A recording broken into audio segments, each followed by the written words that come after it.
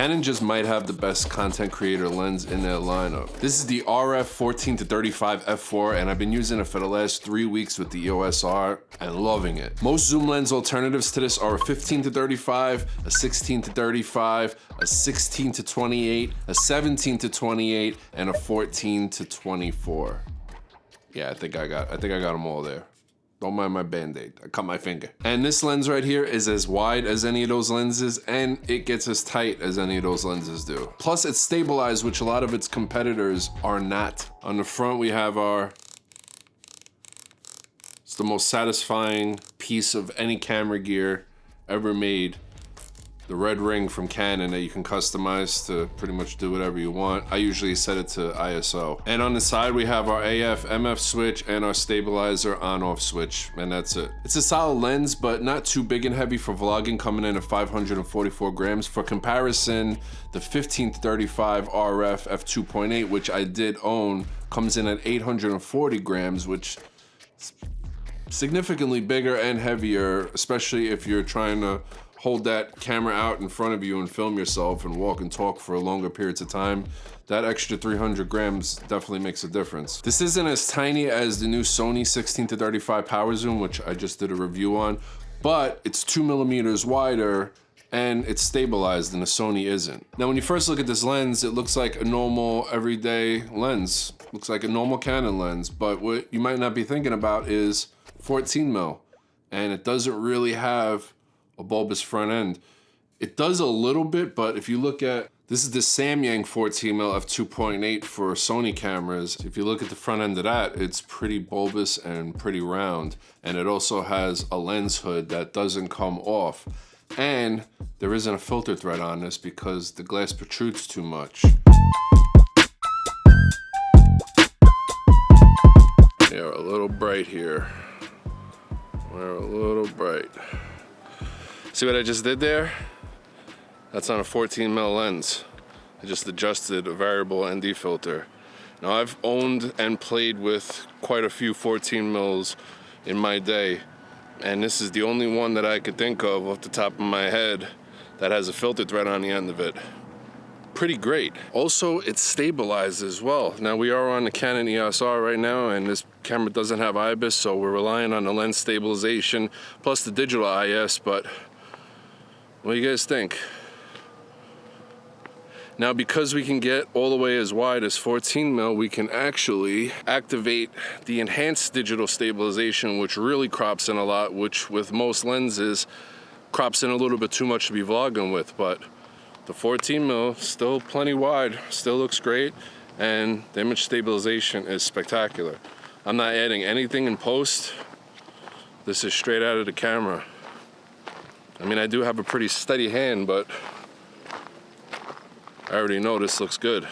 Now, as far as size and weight, I mean, it's a fairly solid lens. It's not nearly as big and heavy as the 15-35 is or the 16-35 from Canon. So this is definitely a smaller lens, but I'm not gonna go ahead and say it's like this tiny, super lightweight lens, but it's definitely doable. This is not one of those lenses that you're gonna buy and be like, oh man, this thing is just way too heavy for vlogging. Now, ideally, do you want an f4 lens? No, I'm sure you probably want like 2.8. f4 is still fine. At 14mm is where you're not gonna really notice the f4 that much, because you're not gonna really get a huge amount of separation anyway at this super wide focal length. And really, what's the point of having an ultra wide lens like this if you can't see what's going on behind you? Let everybody see. f4 is perfectly fine.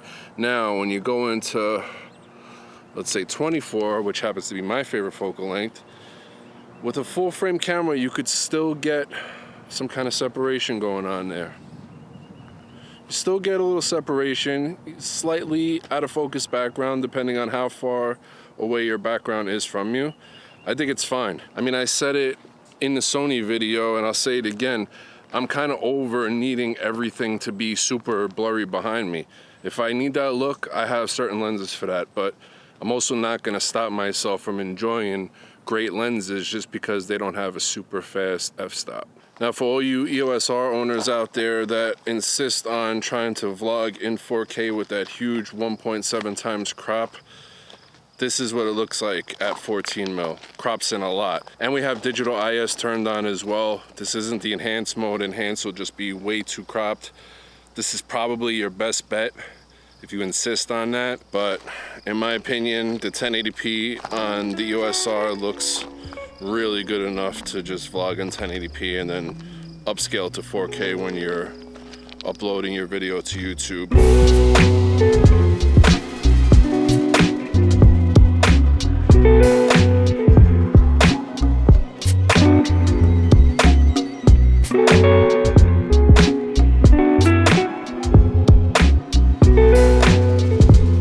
Okay, this is pretty wide.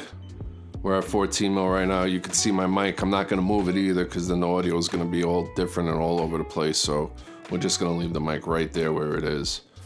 I have not tried this lens in the studio yet. You can see all my sound treatment on the ceiling here. That's okay, we're just gonna deal with it.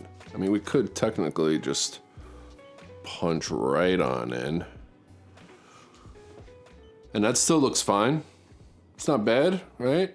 F4 isn't that bad. It's a sharp lens. Autofocus is performing pretty well. Image looks good. Would I like this to be an f2.8? Sure, why not? But at $1,650, stabilized, 14 to 35, constant aperture of f4, I'm cool with that too. By the way, I just wanted to fill you guys in on something. Artlist has a new platform coming out that's called Artlist Academy, which I personally am a part of. And it's a course website where you get to learn from industry experts. I myself have 3 courses on there. And the best part is right now, for a limited time only, it's free. You can go check it out, check out some of the courses, learn some stuff, and not have to pay $1. Again, the free part, that's for a limited time only, so make sure you head over there now and check it out. There's a course on there for talking about gear, for talking about content creating, for script writing, post-production, how to make money as a content creator, video editing, motion graphics, compositing, color grading, sound design, everything you could think of as a filmmaker / content creator. They have a course on there for you to check out, and it goes in depth. It's really great. It's an absolute honor to work with Artlist on this platform and all the other platforms that they own. They're taking over. Thank you, Artlist Academy, for sponsoring this video, guys. Again, it's completely free right now. It's only for a limited time. They're just pushing it out, letting early bird users check it out for free. You can't beat that. So I would go over there, check it out, and check out some of my courses and let me know in the comment section below what you thought of them. How did I do? I think I did pretty good.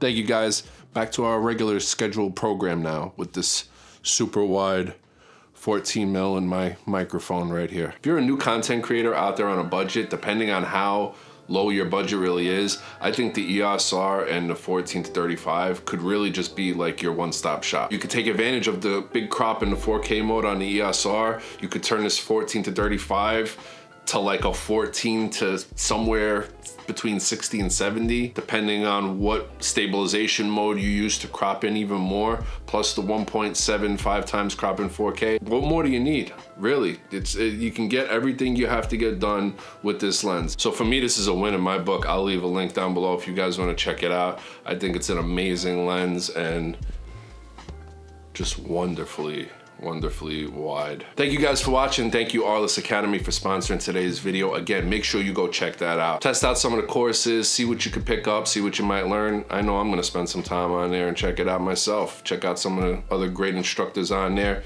besides yours truly. Thank you guys for watching. Thumbs up, subscribe, all that good stuff. I'll see you guys next time. Yeah!